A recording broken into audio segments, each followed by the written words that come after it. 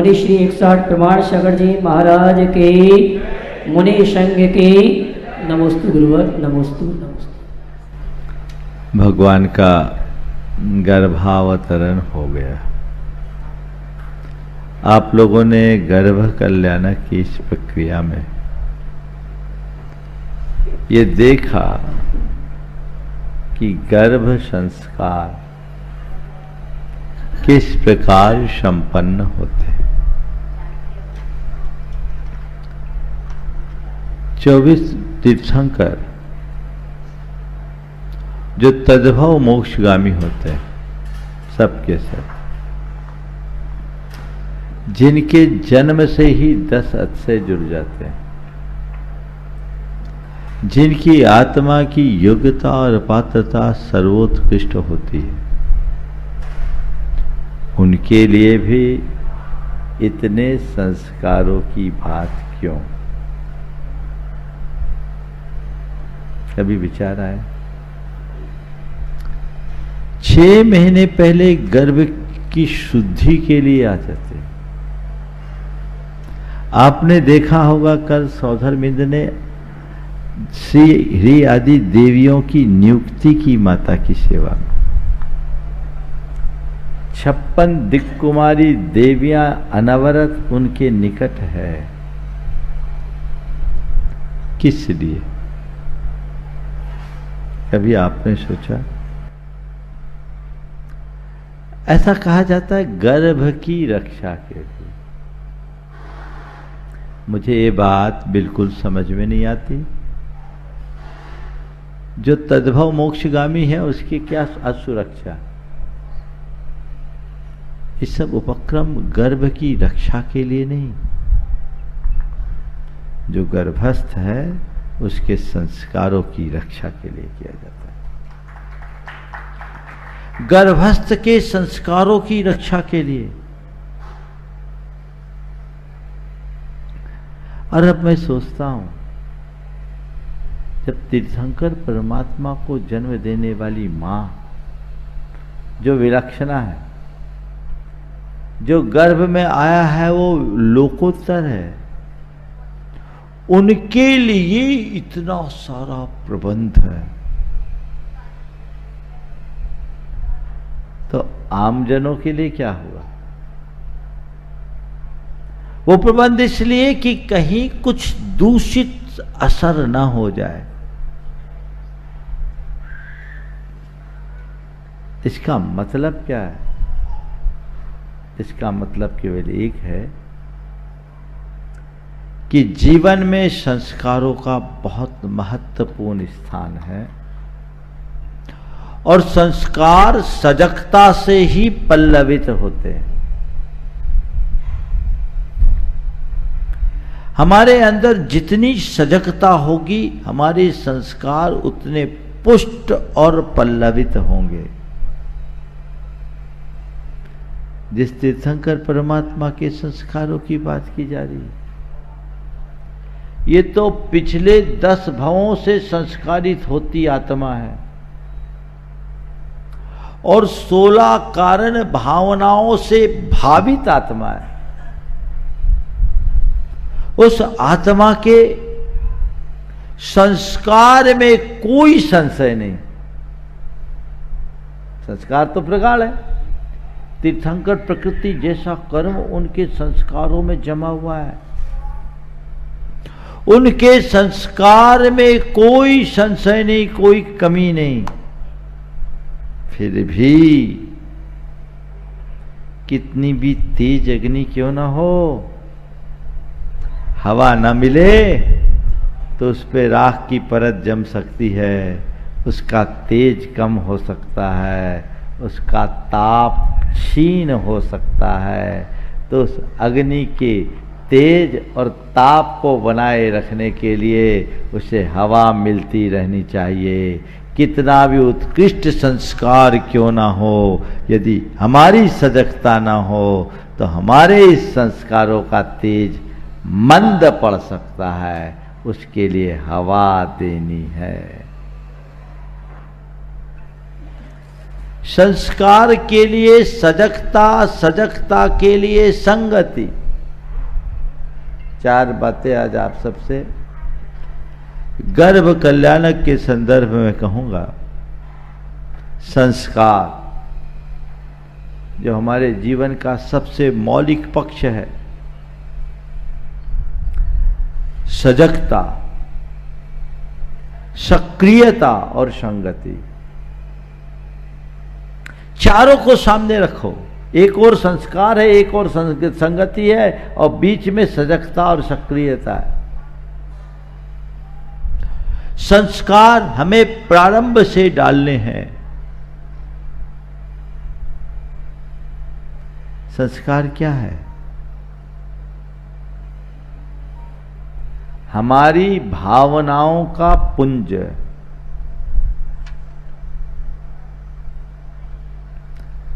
हमारी प्रवृत्तियों की छाप,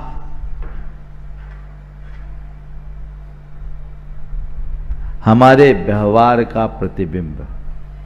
थोड़ा शब्दों को ध्यान देना। भावनाओं का पुंज, प्रवृत्तियों की छाप और व्यवहार का प्रतिबिंब, ये संस्कार है। यानी हम जैसी भावना भाते हैं, हमारी चेतना में वैसे संस्कार पड़ते हैं। हम जैसा देखते हैं, जैसा सोचते हैं, जैसा सुनते हैं, जैसा महसूस करते हैं, वैसे संस्कार हमारी चेतना में जमते हैं। और जैसा हमारा व्यवहार होता है, उसका प्रतिबिंब हमारे संस्कारों में पड़ता है। ठीक है? तो ये चीजें हमारे जीवन में जुड़ी हुई है।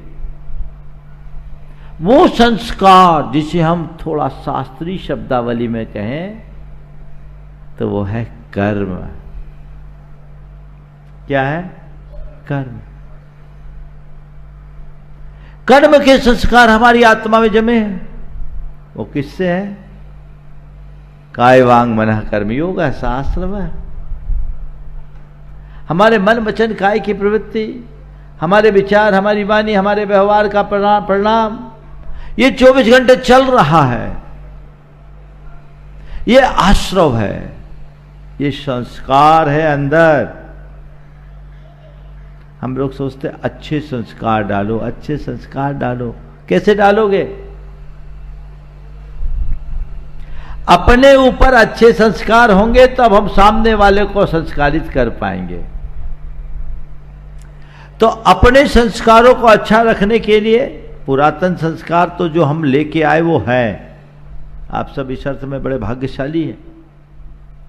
क्यों भाग्यशाली हैं? क्योंकि आपके चेतना में धर्म संस्कार गहरे स्तर तक जमा हुआ है। कई भावों का पुण्य है, ये पुण्यजन संस्कार है। नहीं तो क्या जरूरत थी सिंगापुर से यहां आने की? अपने प्रोफेशनल लाइफ में मगन होते। वहां की तो दुनिया ही अलग है।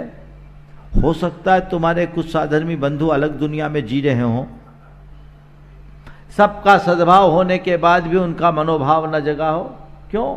जिस जीव के जैसे संस्कार होते हैं उसके वैसे ही परिणाम होते हैं।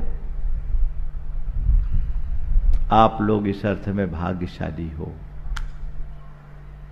कि इतने प्रगाढ़ संस्कार लेकर आए।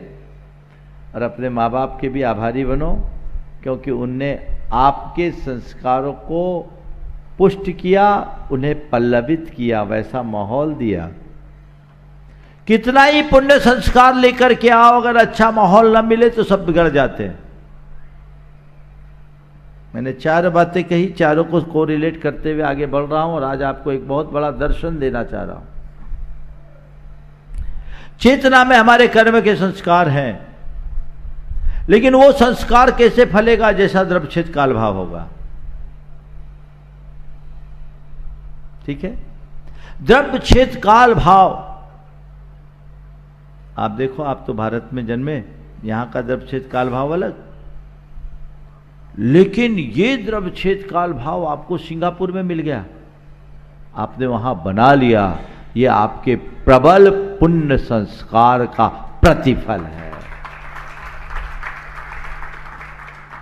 ठीक, माँ बाप ने आपको संस्कार दिए, आप उन्हीं संस्कारों के साथ पले बढ़े, वैसी संगति बनी रही, वैसा मनोभाव बना रहा, और उस मनोभाव के परिणाम स्वरूप सिंगापुर जाने के बाद भी मन में आया नहीं भाई, बिना मंदिर के तो हमारा जीवन ही व्यर्थ है, हमारा धर्म संस्कार पल्लवित होते रहना चाहिए। तो उससे प्रेरित होकर आपने क्या किया, मंदिर बनाया, भगवान विराजमान किए, और भगवान विराजमान करने के बाद एक ऐसा वातावरण बन गया, आज 250 परिवार ऐसे हैं, आप लोगों को देखकर मेरा मन हर्षित होता है, इसलिए कि जिस तरह की धार्मिकता आप लोगों में है वैसी तो यहाँ के भारतीयों में नहीं देखती। सब प्रोफेशनल लोग हैं, मल्टीनेशनल कंपनीज में काम कर रहे हैं, अपने अपने क्षेत्र में बड़े बड़े ओहदे में है, अलग पहचान बनाए हुए हैं, लेकिन वहां रह करके भी धर्म संस्कार से ओतप्रोत होते हुए अपने आचार विचार और व्यवहार में कुलाचार को जोड़े हुए हैं। ये अपने आप में एक बहुत बड़ा उदाहरण है। वहीं आ रहा हूं वो, ये एक अपने आप में बहुत बड़ा उदाहरण है।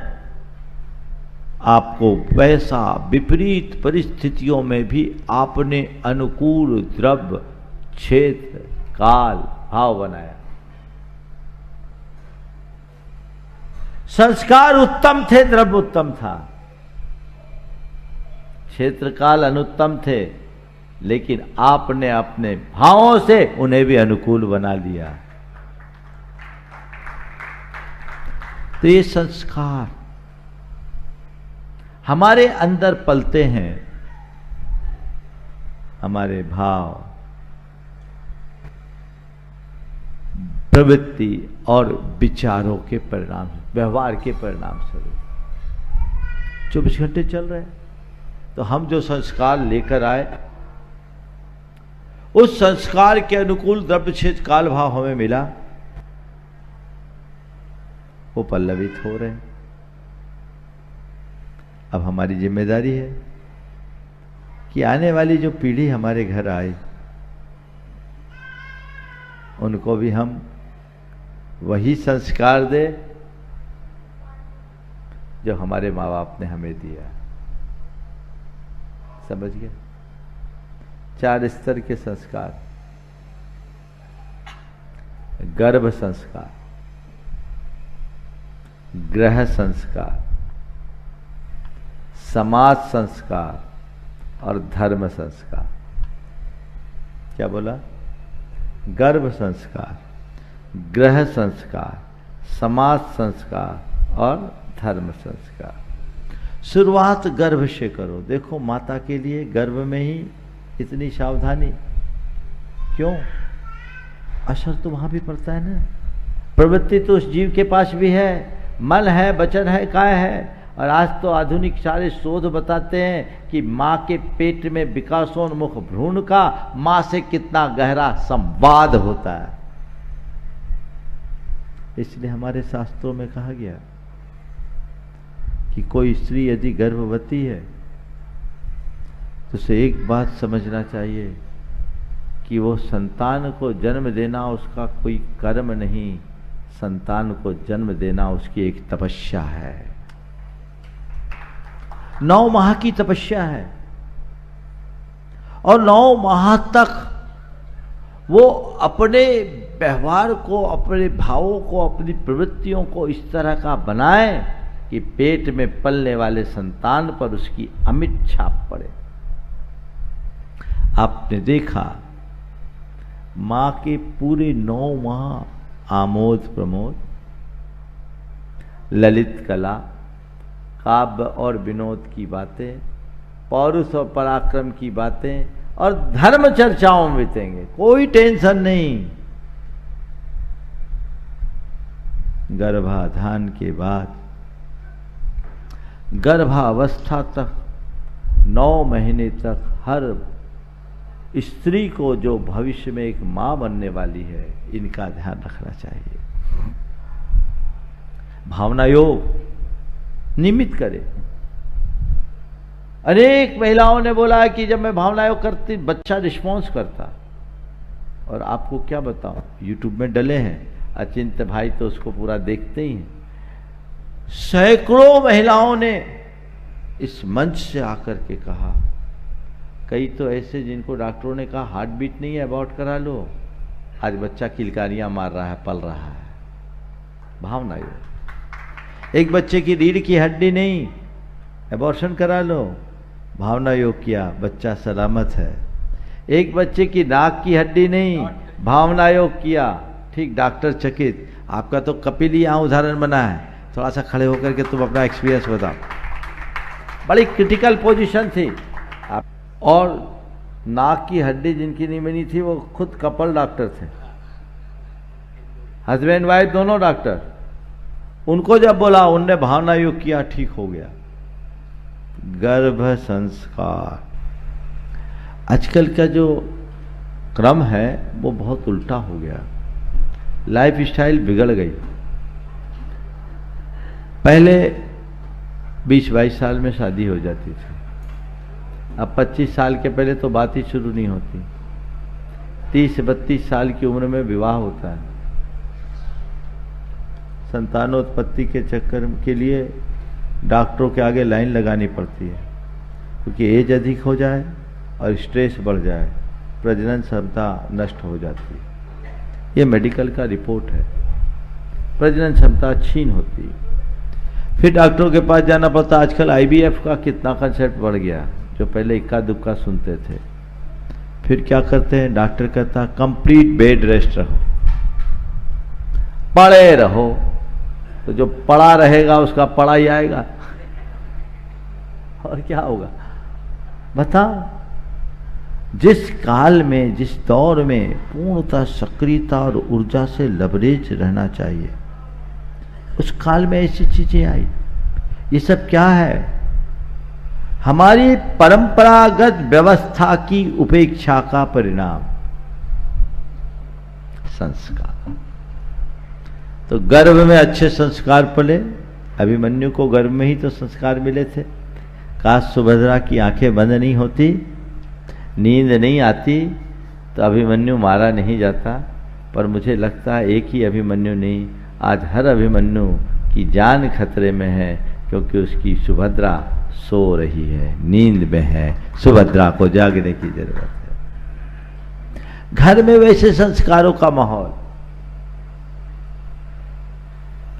समाज में संस्कारों की ज्योत जले, तब धर्म का संस्कार पलेगा।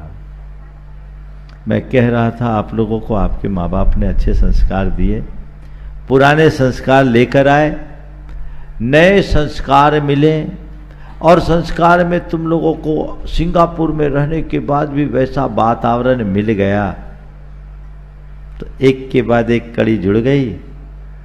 और आज आपका सौभाग्य इतना जगा कि आपको साक्षात पंच कल्याण करने का सुअवसर प्राप्त हो गया।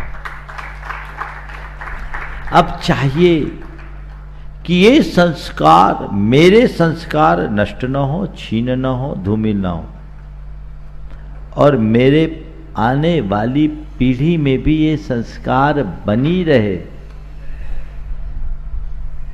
इसके लिए क्या करो, संस्कारों के प्रति सजग रहो, खुद के संस्कारों के प्रति सजगता, आदतों पर नजर रखो। कोई गंदी आदत ना हो, कोई बुरी प्रवृत्ति ना हो जिससे मेरी मर्यादाएं खंडित होती हो, मेरे संस्कार धूमिल होते हो। देखिए संस्कारों के प्रति सजगता कैसी होती है, और संस्कारों के प्रति सजग रहने वाला जीव कैसे टिकता है। दो उदाहरण दे रहा हूं। एक उदाहरण थोड़ा पुराना है। एक आदमी चूड़ियां बेचता था, और चूड़ियां बेचता था तो घोड़ी पे लाद करके एक गांव से दूसरे गांव में जाता था। पुराने जमाने की बात है।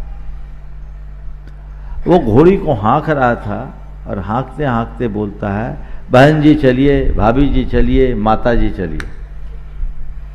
घोड़ी को बोल रहा, बहन जी चलिए। माताजी चलिए, भाभी जी चलिए। एक युवक को लगा ये क्या बोल रहा है, घोड़ी है, इसकी बहन जी है, कभी माताजी बोलता है, कभी भाभी जी बोलता है। बोले क्या बोल रहे हो भाई, तुम क्या बोल रहे हो, तुम्हारी बहन जी, भाभी जी, माताजी कैसे हो गए? बोले भाई देखो, मेरा धंधा चूड़ियाँ पहनाने का है और मैं बहन जी, भाभी जी और माताजी को ही चूड़ियाँ पहनाता हूँ, तो मैं चाहता हूँ कभी किसी बहन जी, भाभी जी और माताजी के सामने मेरे मुख से अपशब्द न निकले, इसलिए मैंने बहन जी, भाभी जी, माताजी का अभ्यास कर लिया है। मैं जागरूक हूँ, कहीं मेरी आदत ना बिगड़े। ये सजगता का उदाहरण है। ऐसे ही अपने संस्कारों के प्रति जो सजग होगा वो कभी बिगड़ेगा नहीं।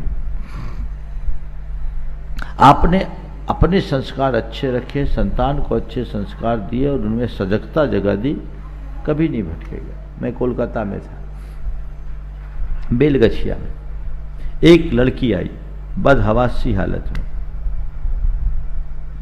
देखा तो मुझे बड़ी हैरानी हुई कि आखिर इतनी ऐसी स्थिति क्या है। मैंने उसे समझाया, थोड़ी शांत हुई। मैंने पूछा हो क्या गया?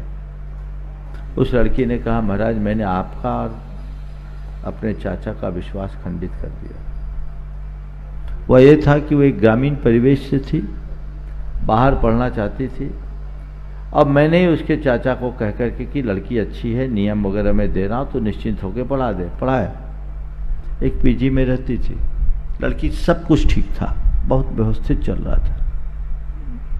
वो लड़की आके बोली महाराज जी मैं अपने दोस्तों के कहने पर, उनके दबाव में आकर, उनने पानी के गिलास में 2 बूंद बियर डाल दिया, वो मैंने पी लिया।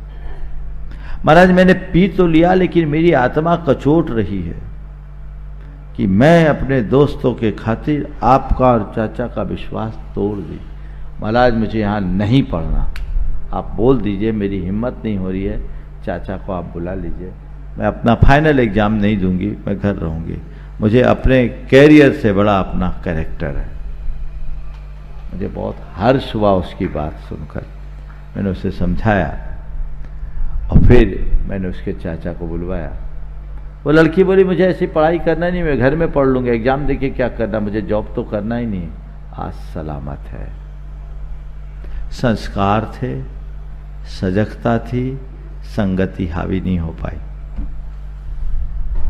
संस्कार होंगे, सजगता नहीं होगी, खोटी संगति होगी, संस्कार नष्ट हो जाएंगे। अच्छे संस्कार लेके आने वाले लोग भी गलत संगति में बिगड़ जाते हैं। अंजन चोर की कहानी आप लोगों ने सुना है? अंजन चोर का असली नाम क्या था पता है?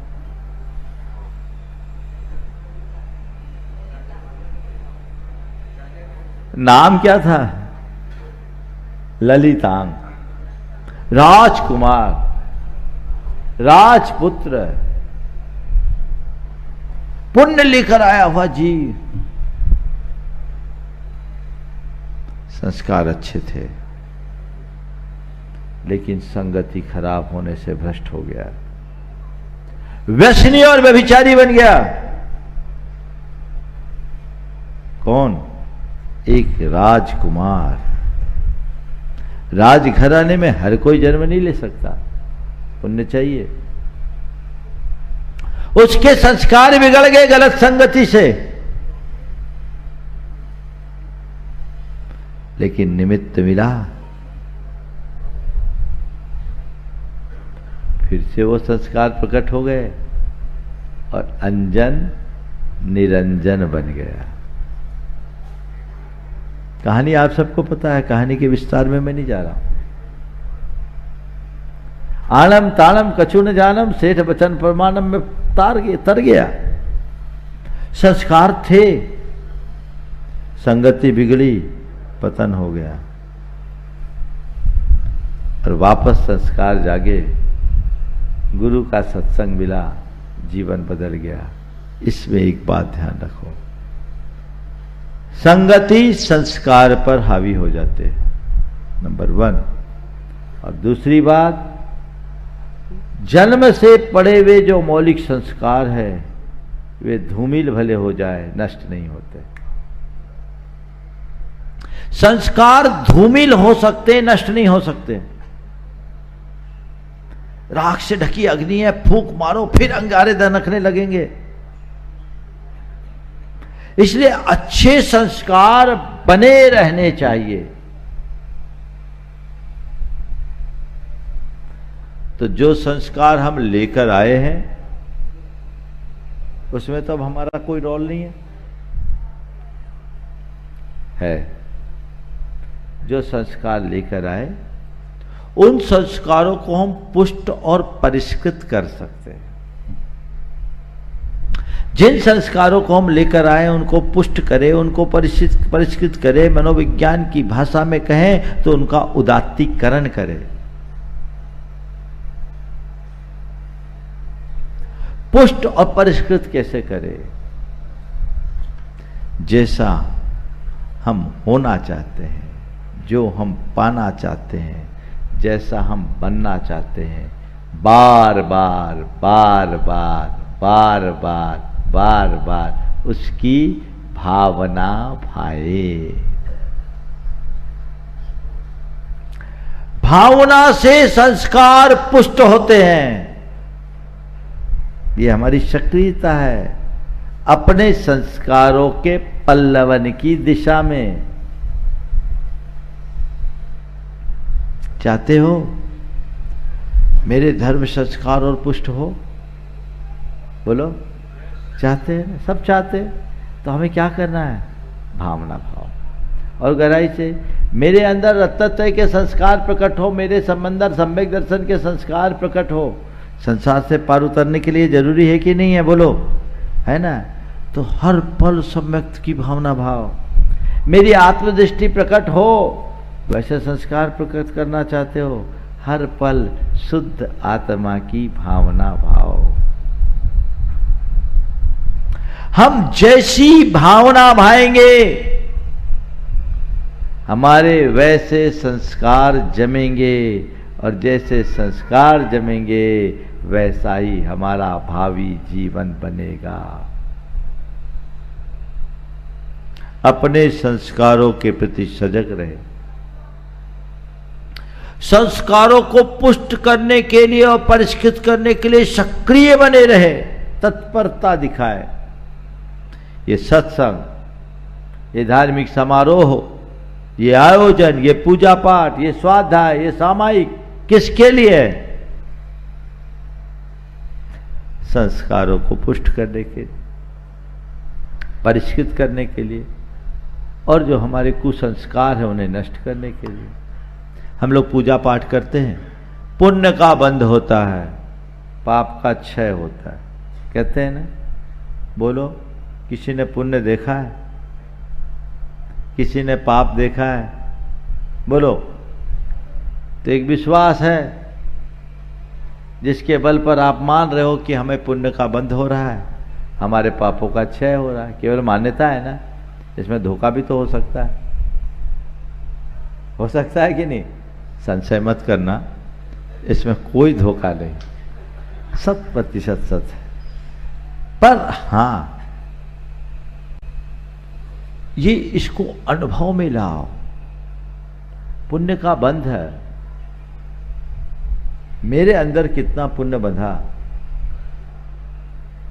इसको हम कैसे मापें? अपने भीतर बंधने वाले पुण्य को हम कैसे मापे? पुण्य है क्या? अहोभाव। अहोभाव की वृद्धि ही पुण्य का बंध है। मन में अहोभाव जितना बढ़े, इसको बोलते विशुद्धि। विशुद्धि क्या है? साता आदि शुभ कर्मों के बंध योग परिणाम, इसी का नाम है अहोभाव। तुम्हारे अंदर अहोभाव जितना बढ़ेगा उतना पुण्य का संस्कार जमेगा। तो अगर हम आज के संदर्भ में कहें तो संस्कारों की पुष्टि ही पुण्य का बंध है। अगर तुम्हारे इस पंचकलालक में संस्कार पुष्ट हो रहे, तुम्हारे अहोभाव की वृद्धि हो रही है, समझ लेना मैंने प्रगाढ़ पुण्य का बंध किया, और थोड़े शुद्ध शब्दों में कहूं सातिशय पुण्य का बंध किया। उसी की पुष्टि। जितनी धर्म श्रद्धा मेरी यहां आने के पहले थी, जाने के बाद उसकी वृद्धि हुई तो मेरे संस्कार पुष्ट हुए हैं, मेरा पुण्य बढ़ा है। ये उसका पैमाना है। भाव पुण्य होगा तब ना द्रव्य पुण्य आएगा। परिणामों में उज्ज्वलता, अहो भाव की वृद्धि पुण्य का बंध है। और पाप का क्षय क्या है? अहम भाव का विनाश। क्या है? अहम भाव का विनाश। अहो भाव बढ़ाओ, अहम भाव मिटाओ। संस्कारों की पुष्टि पुण्य का बंध है, और कुसंस्कारों का विलय पाप का क्षय है। सीधा सीधा गणित है। मेरी दृष्टि बदलनी चाहिए, मेरी सोच में परिवर्तन आना चाहिए, मेरी विचारधारा बदल जानी चाहिए। यदि ये सब चीजें घटित हो गई तो मेरा बेड़ा पार है।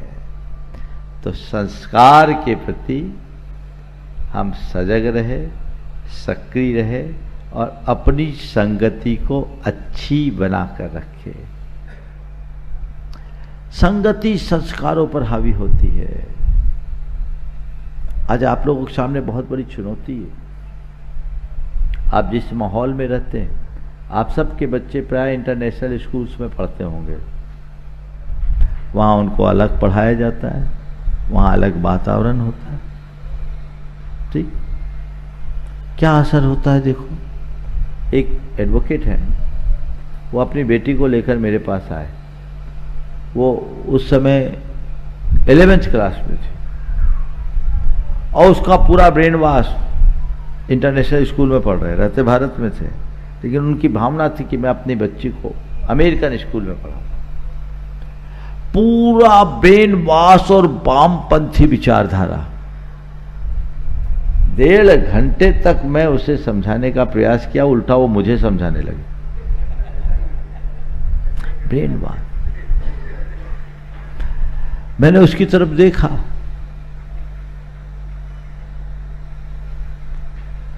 बोले भैया आप बताओ क्या करूं। सामने वाला समझना चाहे तब न समझाए, वो तो उल्टा मुझे समझाने की कोशिश कर रहा, अब क्या समझाऊं। पिता की तरफ देखा, पिता ने दोनों कान पकड़े, बोले महाराज जी गलती इसकी नहीं, गलती मेरी है। मैं अपनी धर्म पत्नी के कहने पर इसे अच्छी शिक्षा के लिए भेज तो दिया, लेकिन संस्कारों का ध्यान नहीं रखा। क्या असर पड़ सकता है? आप लोग भी इस बात का ध्यान रखिए। जिस माहौल में व्यक्ति रहता है, धीरे धीरे उसकी सोच वैसी बन जाती है। अच्छी शिक्षा देना आज की एक आवश्यकता है, मांग है, लेकिन उसके साथ संस्कार देना है। और एक बात और है, हम आपकी पीढ़ी अलग पीढ़ी थी। हम लोगों को तो जो पिता ने कह दिया, घर वालों ने कह दिया, बड़ों ने कह दिया, आज्ञा प्रधान कह दिया, और ज्यादातर हम आप में सब थूक पीट के बड़े हुए हैं। सबकी ठुकाई पिटाई हुई, कुछ कुछ कुटाई भी हुई होगी, लेकिन हम लोग मजबूत हो गए। आज की जनरेशन अब तो जेन जी और अल्फा है, और बीटा भी आ गई। ये उल्टा समझाने वाले लोग हैं। ये आज्ञा प्रधान नहीं है, ये आपके साथ आर्गुमेंट रखेंगे। आप जो जवाब देंगे उसके पहले उनके पास जवाब होगा। एआई के युग में जीने वाले बच्चे हैं, उनको आप सबको बहुत ही मनोवैज्ञानिक ढंग से ट्रीट करना है। धर्म की बातें उनके जेहन में उतार देना है, कहना ना पड़े, वो खुद उत्साहित होकर के करे। तब हम इस पीढ़ी को आगे बढ़ा पाएंगे, अन्यथा घोर अंधकार है। अनुकूल रब क्षेत्र काल भाव बनाने की कोशिश करनी चाहिए। संगति पर भी ध्यान दें। संस्कारों के साथ जब हम संगति को ध्यान में रखते हैं, तब कहीं जाकर के हमारा मार्ग प्रशस्त हो पाता है। हमें इन बातों का ध्यान रखना चाहिए। आज गर्भ कल्याणक के दिन हम गर्भ संस्कार की बात कर रहे हैं, तो उन संस्कारों को अपने जीवन में उद्घाटित और उद्भावित करने का प्रयत्न करना चाहिए। देखिए, अच्छे संस्कार भी संगति बिगड़ने से कैसे बिगड़ते हैं। मैं एक जगह पर था, प्रवचन करके आया, एक युवक आया और फूट फूट के रोने लगा। बहुत पुरानी बात है, सन 2000 की बात। मैंने पूछा, भाई क्या बात? बोले, महाराज जी मुझसे बहुत बड़ी गलती हो गई। क्या हुआ? बोला, महाराज मैंने शराब पी। तूने और शराब पी ली? मुझे आश्चर्य हुआ। वो लड़का जो 12वीं तक बाजार का पानी नहीं पिया, बचपन से मैं जानता हूं, जो बंदा 12वीं तक बाजार का पानी नहीं पिया, वो कह रहा है मैंने शराब पी ली। मुझे आश्चर्य भी हुआ, दुख भी हुआ। कैसे हुआ ये सब? बोले, महाराज जी इंजीनियरिंग में हूँ, फर्स्ट ईयर में हूँ। रैगिंग के लिए लड़कों ने, सीनियर्स ने दबाव दिया। पहले बियर की गिलास में पानी पिलाया और फिर उसमें 2-4 बूंद डाला, तो फिर मेरे मन भी आ गया थोड़ा एंजॉय करके देख ले। महाराज मैंने 3 बार शराब पी ली। आज आपके प्रवचन से मेरे अंदर का, अब जो आपने मुझे झकझोर दिया, मेरा हृदय मुझे कचोट रहा है। महाराज मुझे प्रायश्चित थे। ये तो संस्कार तगड़े थे, सो बच गया। समय पर निमित्त मिल गया, वो बदल गया और आज वो व्यक्ति मुनि महाराज बना हुआ है। बदलाव आ गया, सुधर गया। लेकिन अगर संगति में कमी होती और उसी लाइन में चला जाता तो कहां जाता? और उसी गांव का एक दूसरा व्यक्ति जो वहीं पढ़ता था, ड्रग का एडिक्ट हो गया, ड्रग एडिक्शन में फंस गया, ड्रग्स लेने लगा, बर्बाद हो गया। उसको अपनी पढ़ाई छोड़ के आना पड़ा। संगति बहुत अर्थपूर्ण है। इनका सबको ध्यान रखना चाहिए। तो ये पंचकल्याणक हमारा तभी सार्थक होगा जब हम इन बातों को गहराई से समझेंगे और जीवन को आगे बढ़ाएंगे। गर्भ कल्याणक में गर्भ संस्कार की बात है, पर क्या बताऊं, आजकल तो लोग गर्भ में ही संस्कार कर देते हैं, गर्भ का ही संस्कार कर रहे हैं। गर्भपात जैसी घटनाएं आम होने लगी है। इन सब के प्रति हमें बहुत जागरूक होना चाहिए। आप लोगों ने तो शायद ऐसा नहीं किया होगा, ऐसी मेरी धारणा है। लेकिन जीवन में यदि कदाचित किसी ने गर्भपात जैसा कृत्य किया हो, कराया हो या करने वालों की अनुमोदना की हो, तो उसका प्रायश्चित जरूर लेना। गर्भपात कोई सामान्य कृत्य नहीं है, एक जीते जागते मनुष्य की हत्या है। और केवल एक हत्या नहीं, ये हत्या है करुणा की, ये हत्या है वंश की, ये अपने ही खून का खून है, ये मातृत्व की हत्या है। कभी अगर जीवन में ऐसा कृत्य हुआ हो तो उसको त्याग देना, उसका प्रायश्चित लेना। मैं एक स्थान पर था, एक बहन जी आई, उसके साथ उसका एक बेटा था 17-18 साल का। लड़का दर्शन करके गया और लड़के को बाहर किया और रुकी और फूट फूट के रोने लगी। बोली, महाराज जी ये लड़का है, ये IITN है, IIT कर रहा है, इसका सिलेक्शन हुआ है IIT मुंबई में, टॉप रैंकर में था। महाराज जब ये पेट में था इसके पहले मेरी 2 बेटियां थी। मुझे तीसरे बच्चे की जरूरत नहीं थी। परिवार के और सब लोगों की सलाह पर मैंने उसके अबॉर्शन कराने का निर्णय लिया। डॉक्टर के पास गई। डॉक्टरनी जैन थी, उसने मुझे समझाया और महाराज उनके समझाने पे मैं वापस आ गई। लड़का जन्म हुआ, लड़का हुआ, मन में बड़ा हर्ष। इतना टैलेंटेड लड़का है महाराज, बिना ट्यूशन के। ये पहले अटेम्प्ट में IIT पास आउट हुआ, IIT मुंबई मिला। महाराज मैं इसको जब देखती हूँ तो मुझे लगता है कि मैं कहाँ कैसी माँ हूँ, मैं तो इसकी हत्यारिन बन रही थी। शुक्र है उस डॉक्टर का जिसने मुझे ऐसे कुकृत्य से बचा दिया। पर महाराज हत्या का भाव तो मेरा हो ही चुका था। आप मुझे प्रायश्चित प्रदान करें। बंधुओं, पता नहीं किसके पेट में कौन जीव पल रहा है, उसके अंदर कितनी बड़ी संभावनाएं हैं। 10 प्राण तो उसके पूरे हैं। अगर किसी ने ऐसा कभी कृत्य किया है तो उसका परिणाम कितना भयावह होगा, इस पर विचार करना चाहिए। तो आप लोगों में कभी भी किसी ने किसी भी परिस्थिति में ऐसा किया हो तो उसका प्रायश्चित लेना।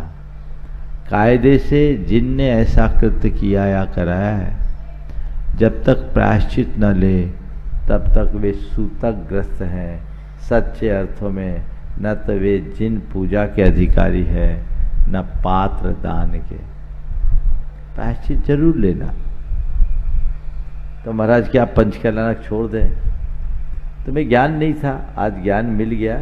पंचकल्याणक समाप्त होते होते प्रायश्चित ले लेना। शुद्धि करो। पता नहीं कौन सा कर्म किस भाव में तुम्हारे लिए कैसा फल दे दे। इसलिए इन सब बातों पर ध्यान रखते हुए हम अपने संस्कारों को सुरक्षित रखें, सजगता और सक्रियता के साथ जिए और संगति अच्छी रखे। गर्भ कल्याणक के इस पावन प्रसंग में यहीं पर मैं विराम दे रहा हूँ। बोलिए परम पूज आचार्य गुरुवर श्री विद्यासागर जी महाराज की। और आप लोग अगर आज एक संकल्प ले तो बहुत उत्तम होगा। लेना चाहेंगे कभी भी गर्भपात न करने, न कराने, न सहयोग देने का। ठीक है, खड़े हो जाए, सब लोग खड़े हो जाए। जिनने कभी कराया होगा प्रायश्चित एकांत में मुझसे समय लेके लेंगे, लेकिन आगे न करने का संकल्प तो आप सबको लेना ही है। हाथ जोड़ लें। बोले हे महाराज जी, आज पंचकल्याणक प्रतिष्ठा महोत्सव के इस अवसर पर देव शास्त्र और गुरु की साक्षी पूर्वक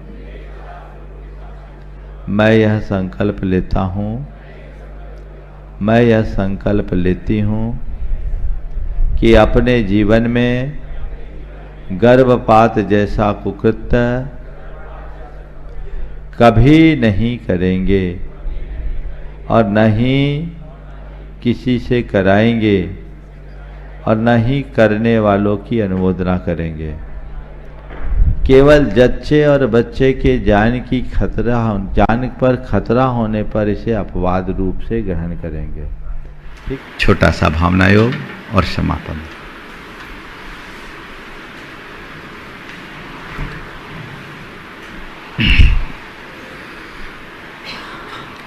कोमलता पूर्वक अपने दोनों आंखों को बंद कर ले। पूरा शरीर शिथिल और स्थिर बना ले। मन को प्रसन्नता से भर लीजिए। प्रभु परमात्मा की उपस्थिति का एहसास कीजिए। हे प्रभु, आपके चरणों में कोटि कोटि बंदन, कोटि कोटि आभार। हे प्रभु, आपकी कृपा से मुझे जीवन का यह नया दिन मिला। मुझे ऐसी शक्ति दें मुझे ऐसी शक्ति दे कि आज के इस दिन को आज के इस दिन को अच्छा दिन बना सकूं। अच्छा दिन बना। हे प्रभु, मुझे ऐसी दृष्टि दे कि मैं अपनी दृष्टि में अपनी दृष्टि में पवित्रता रख सकूं। पवित्रता रख सकूं। हे प्रभु, हे प्रभु, मेरी दृष्टि पवित्र हो, मेरी दृष्टि मेरी दृष्टि पवित्र हो, मेरी भावना विशुद्ध हो, मेरी भावना विशुद्ध हो, मैं मन से शुद्ध रहूं, मैं मन से शुद्ध रहूं, मेरी वाणी विशुद्ध रहे, मेरी वाणी विशुद्ध रहे, मेरी वाणी विशुद्ध रहे, मेरी वाणी विशुद्ध रहे, और मेरा व्यवहार निर्मल हो, और मेरा व्यवहार निर्मल हो। और मेरा व्यवहार हे प्रभु, हे प्रभु, मैं मन, मन, वाणी वाणी और व्यवहार के स्तर पर और व्यवहार के स्तर पर पवित्र रहना चाहता हूँ। हे प्रभु, मुझ में पवित्रता का संचार करो, मुझ में पवित्रता का संचार करो। हे प्रभु, बीते दिन में मेरे द्वारा मन से, वचनों से और शरीर से जो भी अपवित्र कार्य किया गया हो, उसका मुझे घोर पश्चाताप है। मैं उसकी निंदा करता हूँ और उनका परित्याग करता हूँ। हे प्रभु, बीते दिन में मैंने न जाने कितनी बार मन में गंदे विचार भरे, वचनों से अपशब्द कहे, गंदे दृश्यों को देखा, गलत लोगों की संगति की, गलत आचरण किया, इसका मुझे घोर पश्चाताप है। मैं उसकी निंदा करता हूँ और उनका परित्याग करता हूँ। हे प्रभु, मेरा वह सब अपवित्र कार्य मिथ्या होवे, मेरा वह सब अपवित्र कार्य मिथ्या होवे। मैं सबसे क्षमा मांगता हूँ, सभी को क्षमा करता हूँ। हे प्रभु, मेरा मन पवित्र है, सभी मेरे मित्र हैं, सभी मेरे मित्र हैं। मेरा मन पवित्र है, सभी मेरे मित्र हैं। मेरा मन पवित्र है। हे प्रभु, आज मुझे पवित्र रहना है। मैं पवित्रता के साथ जीऊँगा। मुझे पवित्र रहना है, मुझे पवित्र रहना है, मुझे संयम रखना है, मुझे संयम रखना है, मुझे संयम रखना है, मुझे संयम रखना है, मुझे संयम रखना है, मुझे शांत रहना है, मुझे शांत रहना है, मुझे शांत रहना है, मुझे शांत रहना है, मुझे शांत रहना है, मुझे शांत रहना है, मुझे शांत रहना है, मुझे शांत रहना है, मुझे सकारात्मक रहना है। मुझे सकारात्मक रहना है। मुझे सकारात्मक रहना है। मुझे सकारात्मक रहना है। मैं शांत हूँ। मैं शांत हूँ। मैं शांत हूँ। मैं शांत हूँ। मैं शुद्ध आत्मा हूँ। मैं शुद्ध आत्मा। मैं शुद्ध आत्मा हूँ। मैं शुद्ध आत्मा। मैं पवित्र आत्मा हूँ। मैं पवित्र आत्मा। मैं पवित्र आत्मा हूँ। मैं पवित्र आत्मा। शुद्धोहम। शुद्धोहम। शुद्धोहम। शुद्धोहम। शुद्धोहम। शुद्धोहम। शुद्धोहम। शुद्धोहम। शुद्धोहम। शुद्धोहम। शुद्धोहम। शुद्धोहम। शुद्धोहम। पवित्रोहम। पवित्रोहम। पवित्रोहम। पवित्रोहम। पवित्रोहम। सोहम। सोहम। सोहम। सोहम। सोहम। सोहम। सोहम। सोहम। सोहम। सोहम। सोहम। सोहम। सोहम। सोहम। सोहम। सोहम। सहज शांत बैठे। मेरे भीतर शुद्ध ज्ञान में, चैतन्य में, परम पवित्र जो परमात्मा है वही मैं हूँ। वही चैतन्य मैं हूँ। वही आत्मा मैं हूँ। शुद्ध, विशुद्ध, परम पवित्र। महसूस करे मेरे भीतर एक दिव्य प्रकाश प्रकट हुआ है। अंदर की सारी अपवित्रता जल करके भस्म हो रही है।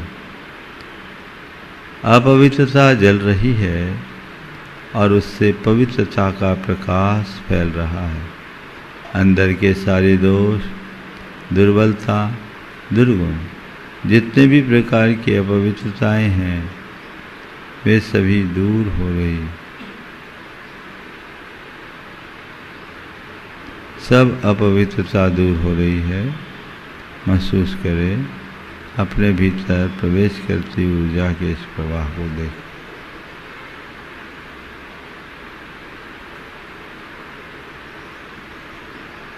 मैं पवित्रता से भरा हूँ।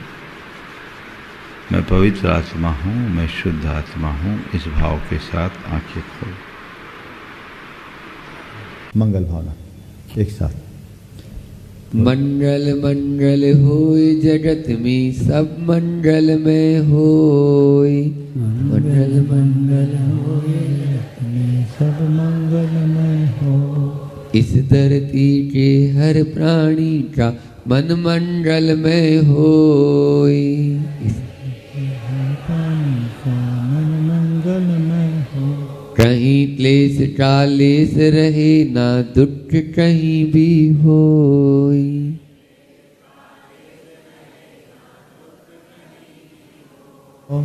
मन में चिंता भय न सतावे रोग शोक नहीं होय।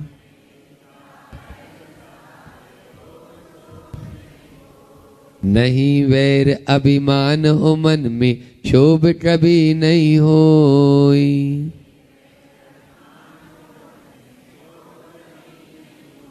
मैत्री प्रेम का भाव रहे नित मन मंगल में होय। मैत्री प्रेम का भाव रहे नित मन मंगल में होय। मंगल मंगल होय जगत में सब मंगल में होय। मंगल मंगल होय जगत में सब मंगल में होय। इस धरती के हर प्राणी का मन मंगल में होय। इस धरती के हर प्राणी का मन मंगल में होय। मन का सब संताप मिटे अरु अंतर उज्ज्वल होय। मन का सब संताप मिटे और अंतर उज्ज्वल हो। राग द्वेष और मोह मिट जाए आत्म निर्मल होय। राग देश और मोह मिट जाए आत्म निर्मल होय। प्रभु का मंगल गान करे सब पापों का क्षय होय। प्रभु का मंगल गान करे सब पापों का क्षय होय। इस जग के हर प्राणी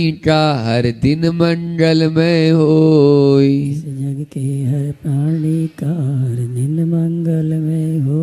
मंगल मंगल होय जगत में सब मंगलमय होय। मंगल मंगल होय जगत में सब मंगलमय हो। इस धरती के हर प्राणी का मन मंगलमय होय। इस धरती के हर प्राणी का मन मंगलमय होय। गुरु हो मंगल प्रभु हो मंगल धर्म सुमंगल होय। गुरु मंगल धर्म सुमंगल हो। मात पिता का जीवन मंगल परिजन मंगल होय। माता पिता का जीवन मंगल परिजन मंगल हो। जन का मंगल गण का मंगल मन का मंगल होय। जन का मंगल गण का मंगल मन का मंगल हो।